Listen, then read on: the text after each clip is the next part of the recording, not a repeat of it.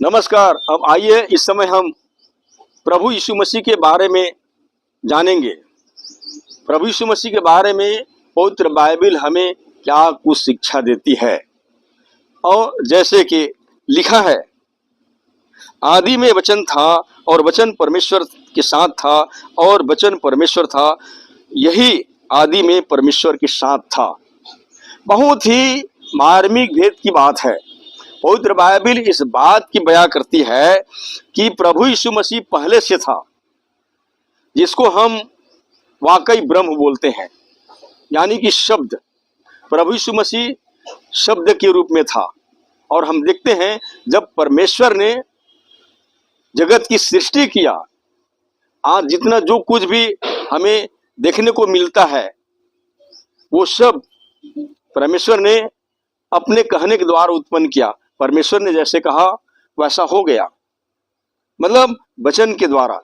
और पवित्र बाइबल हमें बताती है कि प्रभु यीशु मसीह आदि में वचन था, यानी कि परमेश्वर के मुख से निकलने वाले शब्द के रूप में था। और बाइबल हमें बताती है कि आदि में वचन था और वचन परमेश्वर के साथ था, यानी कि प्रभु यीशु मसीह आदि में वचन था और वही वचन यानी कि प्रभु यीशु मसीह परमेश्वर के साथ था और वचन परमेश्वर था, यानी कि परमेश्वर जो कुछ भी कहता था वही परमेश्वर था और उसी के द्वारा सब कुछ को बनाया गया। और इसी तरह से पवित्र बाइबल हमें बताती है यीशु मसीह के आने के 500 वर्ष पूर्व पहले ही यशायाह भविष्यवक्ता के द्वारा यह भविष्यवाणी किया गया था कि एक उद्धारकर्ता जन्मेगी और वो कुंवारी के गर्भ से आएगी। और जैसे कि लिखा है, और मैं तेरे और इस स्त्री के बीच में और तेरे वंश और उसके वंश के बीच में बैर उत्पन्न करूंगा।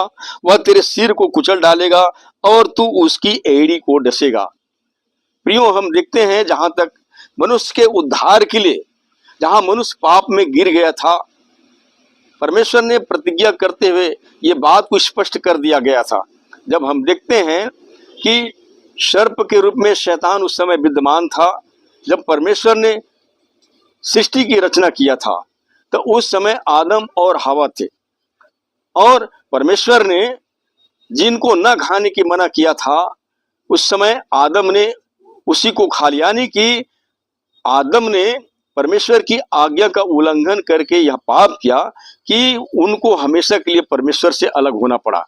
और हम देखते हैं शैतान ने, जो उस समय सर्प के रूप में देखा जाता था, हवा को भड़का देता है और उसके कहने के कारण से परमेश्वर ने जिस न खाने के लिए मना किया था उसी को खा लिए। तब परमेश्वर ने तीनों के बीच में तीनों को श्राप दिए। तत्पश्चात अपना ये प्रतिज्ञा सुनाया। पहले सर्प से कहा कि तू इसके एड़ी को डसेगा और मनुष्य से कहा कि ये तेरी सिर को कुचल डालेगा। ये परमेश्वर की प्रतिज्ञा थी और वही उसी के परिणाम स्वरूप आज हम देखते हैं कि सचमुच में परिणाम स्वरूप शैतान ने मनुष्य को डस दिया, यानी कि वो डसने वाला पाप के कारण मनुष्य जो है परमेश्वर से बहुत दूर हो गया। लेकिन हम देखते हैं जिस तरह से एक आदम के द्वारा पाप जगत में आया, उसी तरह से एक दूसरा आदम के द्वारा जगत में जीवन आया, अर्थात मसीह यीशु के द्वारा। ये वही प्रतिज्ञा था कि तेरी सिर को कुचल डालेगा। और बाइबल स्पष्ट हमें बताती है कि किस तरह से प्रभु यीशु मसीह ने मृत्यु के सिर को कुचल दिया। और बाइबल हमें बताती है कि हे मृत्यु तेरा डंक कहाँ रहा, हे मृत्यु तेरा ताकत कहाँ रहा। मतलब हम देखते हैं जो पाप के डसने के कारण मनुष्य में मृत्यु होती थी, उसको प्रभु यीशु मसीह ने हमेशा हमेशा के लिए कुचल दिया है। और बाइबल हमें बताती है कि अब जो मसीह यीशु में है उन पर दंड की आज्ञा नहीं हो सकती। और ये तो अवश्य है कि पाप के कारण दंड की आज्ञा हो चुकी थी, मनुष्य में मृत्यु दंड की आज्ञा हो चुकी थी। लेकिन बीच में प्रभु यीशु मसीह आया, यानी कि एक दूसरा आदम, उस दूसरा आदम के द्वारा जीवन आया। इसलिए बाइबल इस बात को स्पष्ट बताती है कि अतः अब मसीह यीशु में दंड की आज्ञा नहीं हो सकती। प्रियो, परमेश्वर ने ऐसी मार्मिक वैकल्पिक योजना जो मनुष्य के उद्धार के लिए तैयार किया,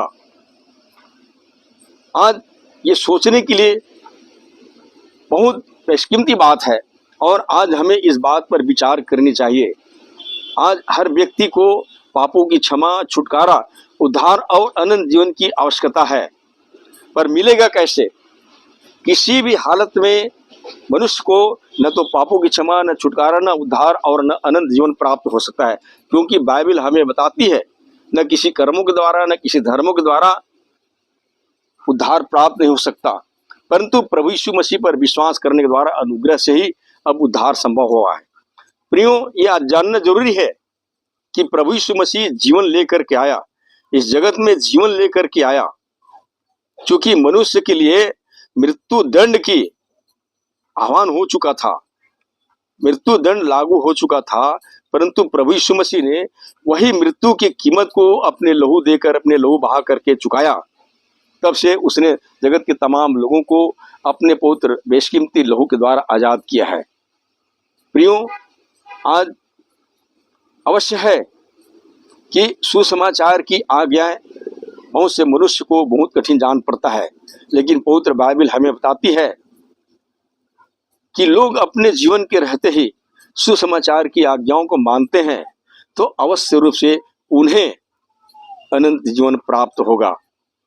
बाइबल हमें बताती है कि प्रभु यीशु मसीह ने मृत्यु से पार करा के अनंत जीवन में प्रवेश करा चुका है। जो कोई प्रभु यीशु मसीह के पास में आते हैं वो अवश्य रूप से मृत्यु से पार होकर अनंत जीवन में प्रवेश कर चुका है। तो मेरे प्रिय भाई बहनों, आज हर एक मनुष्य के लिए ये जरूरी है कि वो अपने जीवन के रहते ही अनंत जीवन को जान ले, अनंत जीवन को पहचान ले, तो हमेशा हमेशा के लिए सचमुच में अनंत जीवन को प्राप्त करेंगे और मृत्यु के दंड से वो पूरी तरह से सुरक्षित रहे, क्योंकि प्रभु यीशु मसीह में जीवन जीवन यानी कि प्रभु यीशु मसीह ही जीवन जीवन से परिपूर्ण कर सकता है। सो यही उम्मीद के साथ परमेश्वर आप सबकी सहायता करे। धन्यवाद।